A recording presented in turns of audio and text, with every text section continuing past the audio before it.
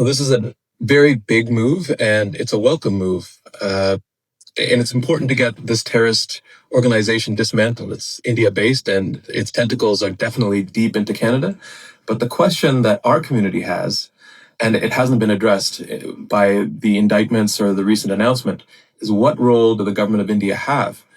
Because the RCMP have already said that the government of India, or agents of the government of India, provided these details and the information to the Bishnoi gang. So we haven't really heard much about that. So you want to see more done by the government in terms of trying to determine if there is a link between the Indian government. Why do you think there hasn't been more effort made on that front?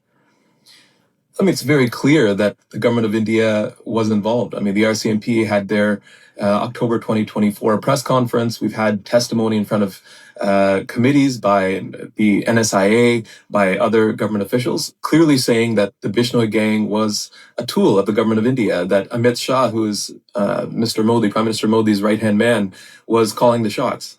But it seems that now that Canada is having these trade talks with India, trying to have a trade deal, it's politically inconvenient to talk about it. But I would suggest that it's probably far too late to put that genie back in the bottle. Is Carney prioritizing economic prosperity for the country over safety for a country right now? I certainly hope not, but I mean, that's what it looks like.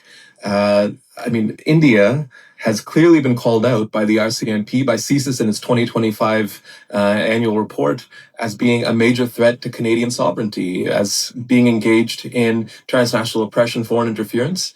And now that these trade talks are well underway and they're trying to conclude a trade deal before the end of the year, we aren't hearing anything about it. So as Sikhs, I can tell you that it does undermine confidence in this government. So having said that, what message does this takedown have on the alleged global criminal network? What does it send within these gangs and also members of the public? I mean, it's a good step, and the fact that this network has been largely dismantled is important. But I would point out once again that the head of the gang, Lawrence Bishnoi, has been in an Indian prison for more than 10 years. So how is he organizing this international crime network while sitting behind Indian bars? Clearly, it's been facilitated, and that's the bigger question. So now that this gang network has been dismantled, does India pick a new gang network to work through? It's really the people pulling the triggers that have been caught, but the minds behind this criminal network, unfortunately, I don't think they've been called out. Surrey's Mayor Brenda Locke says this is a major step, though, a positive thing for her community.